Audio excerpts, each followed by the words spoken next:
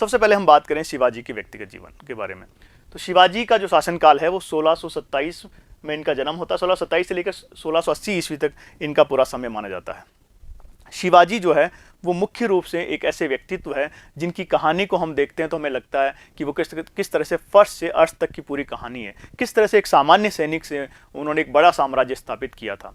और शिवाजी ने जिस समय, हमने अभी बताया आपको, जिस समय मुगल साम्राज्य अपने चरमोत्कर्ष पर था और औरंगजेब मुगल साम्राज्य का शासक था, उस समय शिवाजी का उत्थान होता है और मुगल साम्राज्य के लिए एक बड़ी चुनौती प्रस्तुत करने में वो सफल होते हैं।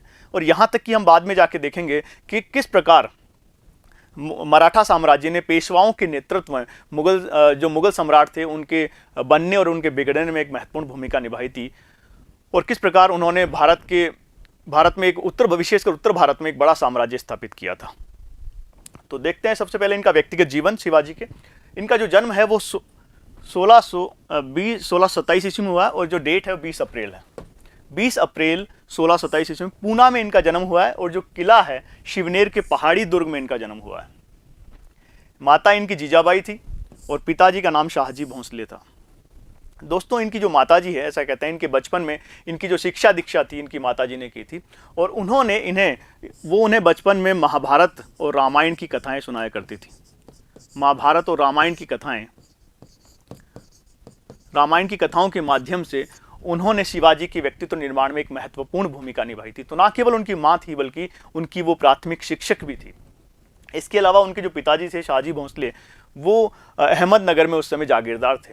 हालांकि इनके कुछ व्यक्तिगत अनबन के कारण शाहजी भोंसले इनकी माता से अलग रहते थे, इसलिए शिवाजी की जो पूरी शिक्षा दीक्षा है, उनका लालन पालन है, वो उनकी माता ने ही किया है। तो उनके व्यक्तित्व पर पूरी तरह से जीजाबाई का प्रभाव हम देखते हैं। इसके अलावा उनके संरक्षक जो थे दादाजी कोंडदेव, शिवाजी के पूरे व्यक्तित्व निर्माण में दादाजी कोंडदेव का विशेष योगदान माना जाता है, क्योंकि जब उनके पिता उन्हें छोड़कर चले जाते हैं तो उनके जो संरक्षक हैं दादाजी कोंडदेव, वही उनकी शिक्षा दीक्षा का, उनके व्यक्तित्व के निर्माण का प्रयास करते हैं। और ये जो इनको रण क्षेत्र में किस तरह से लड़ना चाहिए, रण क्षेत्र में जो लड़ाई है या युद्ध कलाएं जो है, उनकी पूरी शिक्षा दादाजी कोंडदेव ने उन्हें दी है। इस प्रकार उन्हें प्रशासन चलाने की जो योग्यता है वो भी दादाजी कोंडदेव उनमें विकसित करते हैं। किस प्रकार से राजनीति की जाती है, इसकी पूरी शिक्षा जो है दादाजी कोंडदेव ने उन्हें दी थी। तो इस प्रकार हम देखते हैं कि क्यों शिवाजी का जो प्रारंभिक जीवन है उस पर उनकी माता और उनके संरक्षक दादाजी कोंडदेव का विशेष प्रभाव हम देख पाते हैं। शिवाजी को 12 वर्ष की उम्र में ही अपने पिता की जो पूना की जागीर थी वो प्राप्त हुई थी। हालांकि शिवाजी अपने प्रारंभिक वर्षों में दादाजी कोंडदेव के संरक्षक में पूना की जागीर संभाल रहे थे, लेकिन दादाजी कोंडदेव की मृत्यु के बाद उन्होंने स्वतंत्र शासक के रूप में शासन करना शुरू किया पूना से।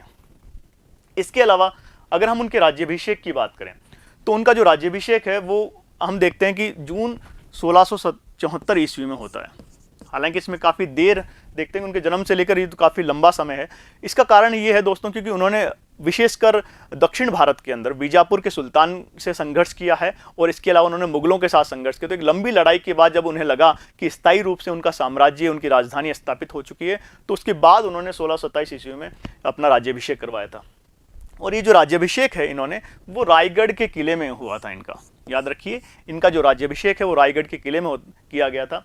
और इस समय इन्होंने जब अपने राज्याभिषेक के समय कुछ उपाधियां धारण की है, उन्हें भी अब याद रखिए। जो इनकी सबसे प्रसिद्ध उपाधि है वो छत्रपति। तो छत्रपति की जो उपाधि उन्होंने धारण की थी वो अपने राज्याभिषेक के समय 1674 ईस्वी में धारण की है। इसके अलावा इन्होंने हिंदू धर्मोद्धारक की उपाधि धारण की है, गो ब्राह्मण प्रतिपालक की उपाधि इन्होंने धारण की थी। एक बात और है दोस्तों कि इनको ये राज्याभिषेक करवाने वाले जो व्यक्ति थे उनका नाम है गंगाधर भट्ट। ये उत्तर भारत के बनारस से एक ब्राह्मण थे। ऐसा माना जाता है कि जो दक्षिण भारत के जो ब्राह्मण थे वो उन्हें क्षत्रिय नहीं मानते थे, इसलिए शिवाजी ने एक बार दोबारा पुनः बनारस से एक ब्राह्मण गंगा भट्ट को बुलाकर अपना राज्याभिषेक दोबारा करवाया था। तो इस प्रकार हम देखते हैं कि उनका जो राज्याभिषेक है वो जून 1674 ईस्वी में होता है। मृत्यु जो है इनकी अप्रैल 1620 ईस्वी में इनकी मृत्यु हो जाती है। और इनके जो गुरु थे वो थे समर्थ गुरु रामदास, जिन्होंने दास बोध नाम की एक पुस्तक की रचना की है। शिवाजी के व्यक्तित्व पर इनके गुरु जो थे समर्थ गुरु रामदास का बहुत अधिक प्रभाव हम देखते हैं, क्योंकि समर्थ गुरु रामदास ने ही उन्हें सिखाया था कि माँ और जो मातृभूमि है वो स्वर्ग से भी बढ़कर होती है, उसके लिए चाहे कितनी भी बड़ी कीमत देनी पड़े वो देनी चाहिए। और इसी को हम आगे जाके देखते हैं उनके पूरे व्यक्तित्व में इस बात का असर हमें दिखाई देता है कि किस प्रकार अपनी मातृभूमि के लिए वो जीवन भर संघर्ष करते हैं और मुगलों से लोहा लेते हैं। उस समय की जो सबसे बड़ी शक्ति थी मुगल, उनसे वो किस तरह से लोहा लेते हैं। अब बात करें इनके कुछ सैन्य अभियानों की या इनके कुछ संघर्षों की, तो सबसे पहले बात करेंगे बीजापुर के साथ इनके संबंधों की हम बात करते हैं, क्योंकि बीजापुर जो था उस समय दक्षिण भारत की राजनीति का सबसे बड़ा केंद्र था, सबसे बड़ी शक्ति माना जाता था। तो बीजापुर के विरुद्ध इनके अभियान क्यों आवश्यक थे? देखिए, एक तो शिवाजी के प्रारंभिक जो सैन्य अभियान है वो कहाँ हुए हैं? वो बीजापुर के विरुद्ध ही हुए हैं, याद रखिएगा। और इस समय जो बीजापुर के शासक हैं वो है सुल्तान मोहम्मद आदिल शाह। सुल्तान मोहम्मद आदिल शाह जो है वो इस समय बीजापुर के शासक हैं। 1646 ईस्वी की बात है, शिवाजी द्वारा बीजापुर के पहाड़ी किले तोरण पर अधिकार कर लिया गया। ये बहुत बड़ी जीत है। शिवाजी की जो पहली जीत अगर हम देखते हैं, पहला बड़ा सैन्य अभियान जो है वो किसके विरुद्ध होता है? वो बीजापुर के सुल्तान के विरुद्ध है। और ये कब होता है? तोरण। ये तोरण का जो किला है वो जीत पाने में वो सफल हो जाते हैं। और इसके बाद ही हम देखते हैं कि बीजापुर के सुल्तान आदिल शाह और शिवाजी के बीच एक दुश्मनी पैदा हो जाती है। तोरण की जीत में शिवाजी को लगभग 2 लाख ऊँट की प्राप्ति होती है और मुरुमगढ़ का जो किला होता है वो उन्हें प्राप्त होता है। इस किले की मरम्मत करवाकर इसे रायगढ़ जो नाम देते हैं शिवाजी। तो इस प्रकार हम देखते हैं बीजापुर के जो सैन्य अभियान शिवाजी ने किया है उसमें उन्हें प्रारंभिक सफलता मिलती है। अब बीजापुर का सुल्तान क्योंकि उनसे बहुत परेशान था, इसीलिए उसने अपने एक योग्य सेनापति अफजल खां को उनके विरुद्ध भेजा। ये बहुत ही प्रसिद्ध कहानी है, अफजल खां और शिवाजी की जो मुलाकात है और किस प्रकार शिवाजी उसको मारने में सफल होते हैं और कितनी बहादुरी का वो परिचय देते हैं। इस कहानी ने, ये पूरी जो अफजल खां के विरुद्ध उनकी जो कहानी है, इसने शिवाजी का प्रतिष्ठा काफ़ी बढ़ा दी इतिहास में और इसी ने शिवाजी को आम जनता में इतना प्रसिद्ध कर दिया। इसके अलावा शिवाजी जो थे किस्से और कहानियों के नायक बनकर उभरते हैं। तो देखते हैं 1659 ईस्वी में ये अभियान होता है। जो अफजल खां है वो अपनी सेना लेकर शिवाजी के विरुद्ध आता है और 1659 ईस्वी में उनके खिलाफ वो अभियान करता है। लेकिन कृष्णाजी भास्कर के माध्यम से, हालांकि संधि करने का प्रयास होता है इनके माध्यम से पहले, लेकिन कृष्णाजी भास्कर के माध्यम से शिवाजी को इस बात की भनक लग जाती है कि कोई अफजल खां है जो उनके खिलाफ कोई षड्यंत्र रच रहा है। संधि का प्रयास था लेकिन वो असफल हो जाता है। अब दोनों तय करते हैं कि एक मुलाकात का दिन तय होता है और मुलाकात के दौरान क्या होता है, जो अफजल खां है वो अपनी तलवार के माध्यम से शिवाजी को मारने का प्रयास करता है। लेकिन जिस तरह से शिवाजी एक बहादुरी का परिचय देते हैं और बगनका, वो अपने हाथ में बगनका पहन के आते हैं और कटार जिसका नाम बिछवा था उसके माध्यम से वो अफजल खां की हत्या कर देते हैं। यहाँ इस चित्र में आप वो पूरा प्रकरण शायद आपको इस चित्र के माध्यम से समझ में आ जाए, क्योंकि एक चित्र जो होता है वो 1000 शब्दों के बराबर होता है। तो इस चित्र के माध्यम से आप समझ सकते हैं कि किस प्रकार शिवाजी ने अफजल खां की हत्या की थी। और इस पूरे प्रकरण से शिवाजी की प्रतिष्ठा में बहुत अधिक वृद्धि होती है और इस प्रकार दक्षिण भारत में विशेषकर शिवाजी की प्रतिष्ठा बढ़ती है। और ऐसा माना जाता है कि इस पूरे घटनाक्रम के बाद, इस पूरे एपिसोड के बाद दूर दूर जो यहाँ तक कि मुगल सेना के जो लोग थे या फिर जो दूसरी जगहों पर जो सैनिक थे या बीजापुर के जो सैनिक थे वो उनकी सेना में भर्ती होने के लिए आ जाते हैं। शिवाजी का जो एक खास बात ये थी कि शिवाजी का जो लालन पालन हुआ था पहाड़ी इलाके में हुआ था, तो शिवाजी ने मुख्य रूप से हम देखते हैं कि उसी पद्धति का, छापामार पद्धति का इस्तेमाल किया था जिसका इस्तेमाल महाराणा प्रताप हमें करते हुए दिखाई देते हैं मुगलों के विरुद्ध। तो इस तरह के ये अफजल खां का जो एपिसोड है, ये अफजल खां की जो घटना है पूरी, ये उनके व्यक्तित्व, उनके जीवन की एक महत्वपूर्ण घटना मानी जाती है। तो दोस्तों, हम बात करते हैं शिवाजी और मुगलों के बारे में। उनके किस प्रकार के संबंध थे, उनके बीच में कौन कौन से अभियान हुए, कौन कौन से सैनिक झड़पें उनके दोनों के बीच में हुई, उसके बारे में अध्ययन करते हैं। ये जो कहानी है शिवाजी और मुगलों की, काफ़ी उतार चढ़ाव की कहानी है। जैसा हमने आपको वीडियो के शुरू में बताया था कि ये जो समय है जब शिवाजी का जो काल है, विशेषकर इस समय ये जो काल है ये मुगल साम्राज्य का चरमोत्कर्ष काल माना जाता है। और इस समय भारत पर जो है मुगल सम्राट औरंगजेब का शासन था। औरंगजेब, याद रखिए, इस समय औरंगजेब का शासन भारत पर था। और ऐसा माना जाता है कि जो मुगल साम्राज्य था वो औरंगजेब के समय अपने सर्वोच्च शिखर पर था। सर्वाधिक जो विस्तार हम देखते हैं इसका, वो औरंगजेब के समय ही देखते हैं। तो एक तरह से सबसे बड़ी शक्ति है उस समय वो हिंदुस्तान की। लेकिन शिवाजी का जो उदय होता है इसी काल में विशेषकर, तो शिवाजी है वो मुगल साम्राज्य के लिए, विशेषकर दक्षिण भारत में, एक बहुत बड़ी चुनौती प्रस्तुत करते हैं। और इसे दबाने के लिए, शिवाजी को दबाने के लिए जो औरंगजेब है वो कई अभियान भेजता है, कई सैनिक अभियान वो दक्षिण भारत में करता है। और उसमें जो सबसे महत्वपूर्ण सैनिक अभियान जो उसने सबसे पहले किया था वो था शाइस्ता खां। शाइस्ता खां जो था वो औरंगजेब का एक बहुत ही प्रसिद्ध सेनापति था, इसके अलावा उनका वो रिश्तेदार भी था। तो सबसे पहले उस शाइस्ता खां को शिवाजी के विरुद्ध भेजते हैं। और विशेषकर इस बात को देखते हैं कि बीजापुर के खिलाफ जो उनकी जो सफलता थी, वो हमने देखा था कि अफजल खां को उन्होंने किस तरह से मार दिया था। उसके बाद जो औरंगजेब था काफ़ी आशंकित हो जाता है इस बात से शिवाजी को लेकर, और उनके विरुद्ध ये अभियान वो करता है। तो शाइस्ता खां अपनी बड़ी सेना लेकर दक्षिण भारत आते हैं, और सबसे पहले दक्षिण में वो कहाँ, पूना पर अधिकार कर लेता है। जो हमने देखा था शिवाजी की जागीर थी पूना, तो शाइस्ता खां एक बड़ी सेना लेकर आता है और वो पूना पर अधिकार कर लेता है, और वहीं वो अपना डेरा जमाता है।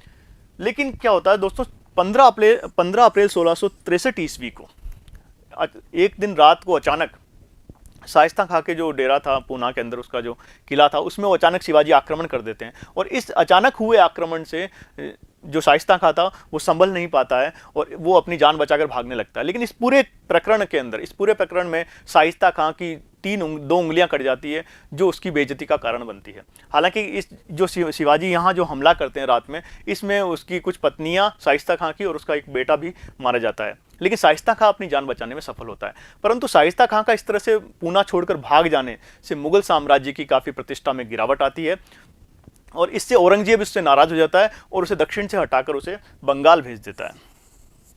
तो इस प्रकार हम देखते हैं कि शाइस्ता खां का जो पूरा प्रकरण है, शाइस्ता खां का जो पूरा घटनाक्रम है, इससे भी शिवाजी की जो प्रतिष्ठा है वो काफ़ी बढ़ती है। और फिर पुनः वो जो है अब उनके अंदर एक आत्मविश्वास पैदा हो जाता है कि वो मुगलों से भी वो टक्कर ले सकते हैं। तो इस प्रकार जो पहली घटना है शिवाजी और मुगलों के बीच संबंधों की, वो शाइस्ता खां के बारे में है। अब बात करते हैं शाइस्ता खां की जो पराजय है। शाइस्ता खां का पूना से भाग जाने के बाद औरंगजेब शहजादा मुअज्जम और जसवंत सिंह को भी शिवाजी के विरुद्ध भेजता है, लेकिन वो भी कुछ खास नहीं कर पाते हैं और वो भी उससे पराजित होकर, शिवाजी से पराजित होकर वापस दक्षिण से लौट जाते हैं। अब सबसे महत्वपूर्ण बात, इन सभी घटनाक्रमों से शिवाजी का जो आत्मविश्वास बढ़ जाता है, और वो एक बहुत बड़ी लूट, जो जैसे हम जनवरी 1664 में हम देखते हैं कि सूरत की एक प्रसिद्ध लूट करते हैं। सूरत जो था दोस्तों, वो मुगलों का एक बहुत बड़ा बंदरगाह था। तो सूरत से शिवाजी को काफ़ी बड़ी मात्रा में रुपए और मिलते हैं। इसमें लगभग उन्हें 1 करोड़ रुपए के जो आभूषण प्राप्त होते हैं, और इसी वजह से वो एक बड़ी सेना का संगठन करने में सफल होते हैं। तो सूरत की पहली लूट याद रखिए, वो है जनवरी 1664 ईस्वी में शिवाजी सूरत की पहली लूट करते हैं। इसके बाद दूसरी लूट के बारे में हम बात करेंगे। अब इतना सब कुछ होने के बाद औरंगजेब क्योंकि ज़्यादा गंभीर हो जाता है शिवाजी को लेकर, और वो कोशिश करता है कि एक कोई योग्य सेनापति भेजा जाए। तो इस बार जो है औरंगजेब वो शिवाजी के विरुद्ध भेजता है आमेर के राजा मिर्जा राजा जयसिंह को। तो मिर्जा राजा जयसिंह न केवल एक योद्धा थे, बल्कि एक प्रसिद्ध कूटनीतिज्ञ भी थे। तो इसीलिए शिवाजी के विरुद्ध औरंगजेब उन्हें भेजता है। और इस अभियान की अगर हम बात करें, तो इस अभियान में मिर्जा राजा जयसिंह के साथ दिलेर खां भी जाता है और ताज खां भी जाता है। दोस्तों, जयसिंह वो गलती नहीं करते जो पहले के जो सेनानायक थे, पहले के जो सेनापति थे, उन्होंने शिवाजी के विरुद्ध की थी। इसलिए जयसिंह ने उनको कम आंक नहीं आंका, शिवाजी को कम नहीं आंकते, और बल्कि उनकी पूरी रणनीति बनाते हैं उसकी तरफ। और जब औरंगजेब से वो विदा लेते हैं, वहाँ से जब निकलते हैं दक्षिण भारत की ओर कूच करते हैं, तो ऐसा माना जाता है कि उन्होंने एक प्रसिद्ध वाक्य कहा था। जयसिंह ने कहा कि हम उसे, यानी शिवाजी को, हम उसे व्रत के घेरे की तरह बांध लेंगे, यानी एक तरह से उसे चारों तरफ से हम घेर लेंगे। तो और ये जो उक्ति थी उनकी जयसिंह की, वो सफल भी होती हुई दिखाई देती है हमें उनके खिलाफ जो अभियान है। और एकमात्र अभियान जो कि शिवाजी के विरुद्ध सफल होता हुआ दिखाई देता है औरंगजेब का, वो केवल यही अभियान है जो जयसिंह जी ने किया था। तो अन्य सेनापति साथ में, और जयसिंह द्वारा शिवाजी के पुरंदर के किले, जयसिंह उन्हें पुरंदर का जो किला था उसमें वो उन्हें घेर लेता है। और काफ़ी दिनों बाद, काफ़ी कोशिशों के बाद भी जब शिवाजी को लगता है कि वो इस किले से बाहर नहीं निकल पाएंगे और उनके बाद कोई रास्ता नहीं बचता है, तो वो जयसिंह से संधि करने के लिए तैयार हो जाते हैं। और ये जो पुरंदर के किले में जो संधि की गई है, उसे हम पुरंदर की संधि के नाम से जानते हैं, जो बहुत ही प्रसिद्ध, अगर शिवाजी के पूरे जीवन काल को देखें तो पुरंदर की जो संधि है बहुत महत्वपूर्ण मानी जाती है। और इस संधि की वजह से वो उत्तर भारत की राजनीति में समझने में भी प्रयास करते हैं। देखते हैं अब, तो जून 1665 ईस्वी को क्या होता है, शिवाजी और जयसिंह के बीच जो संधि होती है उसे पुरंदर की संधि हम कहते हैं। बहुत महत्वपूर्ण है परीक्षा की दृष्टि से भी, तो याद रखें आप, पुरंदर की जो संधि है बहुत महत्वपूर्ण है। अब पुरंदर की संधि में क्या शर्तें रखी गई है, देखिए, क्योंकि पुरंदर की संधि ये जो शिवाजी के पक्ष में तो नहीं मानी जा सकती, क्योंकि शिवाजी इस पुरंदर के किले में एक तरह से बंदी हो जाते हैं और उन्हें मजबूरन ये संधि करनी पड़ती है मुगलों से, यानी जयसिंह से, क्योंकि जयसिंह जो थे वो औरंगजेब के प्रतिनिधि थे, तो उनके साथ ही संधि करनी पड़ती है। इस संधि की पहली शर्त के अनुसार शिवाजी को अपने 35 में से 23 दुर्ग मुगलों को सौंपने पड़ते हैं। 35 में से 23 दुर्ग जो थे वो उन्हें मुगलों को सौंपने पड़ते हैं। इसके अलावा उन्हें शिवाजी को यह भी आश्वासन देना पड़ता है कि वो बीजापुर के विरुद्ध, मुगलों की सहायता का वचन भी देते हैं। यानी अगर बीजापुर के विरुद्ध कोई सैनिक अभियान करते हैं मुगल, तो वो शिवाजी जो हैं वो उस अभियान में मुगलों की सहायता करेंगे, ये भी उन्हें वचन देना। दूसरी शर्त ये थी इसकी। तीसरी शर्त की बात करें तो शिवाजी को व्यक्तिगत रूप से दरबार में उपस्थित होने के लिए बाध्य नहीं किया गया। हालांकि मिर्जा राजा जयसिंह ने ये कोशिश की कि शिवाजी को व्यक्तिगत रूप से दरबार में उपस्थित होने के लिए बाध्य नहीं किया गया। हाँ, केवल उनका जो पुत्र था संभाजी, उसे मुगल दरबार में 5000 की मनसब दी गई। तो इस प्रकार से 3 महत्वपूर्ण इसकी जो संधि की शर्तें हैं वो आपको याद रखनी है। एक तो 35 में से 23 दुर्ग उन्हें मुगलों को सौंपने पड़े हैं। दूसरी बात है, उन्होंने ये भी शर्त मंजूर की कि बीजापुर के विरुद्ध अगर कोई सैनिक अभियान मुगल करते हैं तो उनमें वो सहायता करेंगे मुगलों की। और इसके अलावा एक जो शर्त थी वो शिवाजी के पक्ष में हमें दिखाई देती है हालांकि, लेकिन उस तरह से है नहीं, क्योंकि शिवाजी को व्यक्तिगत रूप से दरबार में उपस्थित होने के लिए बाध्य नहीं किया गया, लेकिन उनके जो पुत्र थे उन्हें दरबार में उपस्थित होने के लिए बाध्य किया गया और उन्हें 5000 की लगभग मनसब दी गई। तो इस प्रकार ये जो पूरी संधि है ये मुगलों की जीत हमें दिखा रही है। लेकिन जयसिंह ये चाहते थे कि शिवाजी किसी तरह से, क्योंकि औरंगजेब के मन में अभी भी शिवाजी को लेकर अनेक शंकाएं थी, तो जयसिंह ये चाहते थे कि औरंगजेब और शिवाजी किसी तरह से मुलाकात हो जाए। तो और इस बात के लिए वो सफल भी हो जाते हैं शिवाजी को मनाने के लिए, और वो एक मुलाकात का दिन तय करते हैं। तो जयसिंह द्वारा शिवाजी को मुगल दरबार में उपस्थित होने के लिए मना लिया जाता है और आगरा का जो मुगल दरबार है उसमें शिवाजी उपस्थित होते हैं। ये देखिए यहाँ जो चित्र है इसमें आपको दिखाया गया कि शिवाजी, ये औरंगजेब है, तो ये जो आगरा का जो दरबार है इसमें शिवाजी उपस्थित हो जाते हैं। और ये जो डेट है याद रखिए, 1666 ईस्वी में शिवाजी आगरा के मुगल दरबार में उपस्थित होते हैं। लेकिन यहाँ एक तरह से शिवाजी का अपमान किया जाता है औरंगजेब के द्वारा, क्योंकि वो उन्हें मनसबदारों की तीसरी पंक्ति में खड़ा करता है, जबकि शिवाजी ने एक तरह से उनके साथ संधि की थी, बराबर की जो टक्कर थी वो हम दिखाई देती है। लेकिन उसके बावजूद भी जो औरंगजेब है उनका अपमान करने के लिए उन्हें मनसबदारों की तीसरी पंक्ति में खड़ा करता है, और विशेषकर वो जसवंत सिंह जी जो थे उनके पीछे खड़ा करता है, जसवंत सिंह के पीछे। तो शिवाजी इस बात पे नाराज हो जाते हैं और कहते हैं कि भाई जिस व्यक्ति की पीठ मेरे सैनिकों ने देखी है उसके पीछे मुझे खड़ा किया गया, ये एक तरह से मेरा अपमान भी है। तो इस बात से नाराज होकर शिवाजी वहाँ से चले जाते हैं दरबार से। लेकिन शिवाजी को दरबार से जैसे निकलते हैं तो शिवाजी को बंदी बना लिया जाता है, और उन्हें उस समय बंदी बनाकर कहाँ रखा जाता है, वो जयपुर भवन है, एक आगरा के किले में जयपुर भवन है, वहां उन्हें बंदी बनाकर रखा जाता है। लेकिन और काफी दिन तक इन्हें बंदी बनाकर रखा जाता है। लेकिन शिवाजी के जीवन का यह भी एक महत्वपूर्ण घटनाक्रम हम देख रहे हैं कि शिवाजी के जीवन में 3 बहुत महत्वपूर्ण घटनाक्रम है जिन्होंने उन्हें हीरो, उन्हें नायक बना दिया, उन्हें महानायक बना दिया आम जनता के बीच। उनमें से एक एपिसोड जो है, एक घटना ये भी है। पहली घटना हमने अफजल खां के विरुद्ध देखी थी, किस प्रकार उन्होंने बहादुरी से अफजल खां की हत्या कर दी थी। दूसरी घटना हमने शाइस्त खां के खिलाफ उनके अभियान में देखी थी कि किस तरह से उन्होंने बहादुरी का परिचय देते हुए रात में अचानक शाइस्ता खां के डेरे पे हमला कर देते हैं और उसकी 3 उंगलियां, उसमें 2 उंगलियां उसकी कट जाती है। और इसके बाद ये तीसरा जो घटना है उनके जीवन की महत्वपूर्ण, वो ये है कि वो किस प्रकार से औरंगजेब की कैद से भागने में सफल होते हैं। ये कई बार आपने कई कहानियां बचपन में इस चीज़ के बारे में पढ़ी होगी कि किस प्रकार शिवाजी औरंगजेब की आगरा किले से वो बच के निकल जाते हैं। और वो पूरी कहानी इस तरीके से है कि शिवाजी अपनी बीमारी का बहाना करते हैं और बीमारी का बहाना करके कहते हैं कि वो कुछ फल दान करेंगे, और बीमार होने पे, क्योंकि वो कहते हैं कि इस तरह की परंपरा होती है कि वो हमारे यहाँ बीमार होने पे फल दान किए जाते हैं। तो कुछ शुरुआती दिनों में तो मुगल जो सैनिक थे वो सावधानी बरतते हैं कि जो फलों की टोकरियां आती हैं उन्हें चेक किया जाता है कि कहीं शिवाजी उसमें बैठ के जाते नहीं, लेकिन कुछ दिनों बाद वो लापरवाह हो जाते हैं और इसी के चलते शिवाजी इन टोकरियों में बैठकर और अपने पुत्र संभाजी के साथ दरबार उस आगरा से निकल जाते हैं। तो ये पूरा घटनाक्रम भी एक तरह से उन्हें नायक बनाने में काफ़ी महत्वपूर्ण भूमिका निभाता है। अब जब शिवाजी यहाँ से निकल जाते हैं तो काफ़ी लगभग 1667 ईस्वी में जसवंत सिंह की मध्यस्थता से मुगलों और मराठों के बीच एक संधि होती है, क्योंकि शिवाजी उसके बाद मुगलों के विरुद्ध कोई अभियान नहीं करते हैं, तो इस तरह से लगता है कि उनके बीच शांति काल सा हमें दिखाई देता है। तो 1667 ईस्वी में जसवंत सिंह की मध्यस्थता से मुगल मराठा संधि होती है, जिस संधि के द्वारा औरंगजेब जो है वो शिवाजी को राजा की उपाधि प्रदान करता है। याद रखिए, ये राजा की उपाधि किसने प्रदान की थी शिवाजी को, तो वो है औरंगजेब। औरंगजेब ने 1667 की संधि के अनुसार शिवाजी को राजा की उपाधि प्रदान की थी। अब लगभग 3 वर्ष के दोनों के बीच शांति काल बना। 3 वर्ष तक शिवाजी कोई बड़ी घटनाक्रम नहीं करते हैं, कोई बड़ा अभियान नहीं करते हैं। लेकिन 1670 ईस्वी में हम देखते हैं शिवाजी सूरत की दूसरी लूट करते हैं और जो सूरत का प्रसिद्ध बंदरगाह था मुगलों का, उसे वो दोबारा लूट लेते हैं। अब शिवाजी के अंतिम दिन और उनके योगदान की बात करते हैं। तो शिवाजी के जो अंतिम दिन थे काफ़ी कष्टपूर्वक बीते हैं ऐसा लग रहा है हमें, क्योंकि देखिए जो उनका पुत्र था संभाजी, वो उनसे नाराज होकर मुगलों की शरण में चला जाता है। तो इसके बाद उनका जो एक दूसरी पत्नी थी सोयराबाई, उसका जो पुत्र था राजाराम, वो भी उत्तराधिकारी बनने के लिए षड्यंत्र रचता है। तो उनके जीवन के जो अंतिम वर्षों में उनके जो अपने लोग हैं उनके खिलाफ षड्यंत्र रचते हैं, उनके दुश्मन अपने उनके शत्रुओं से जाके मिल जाते हैं।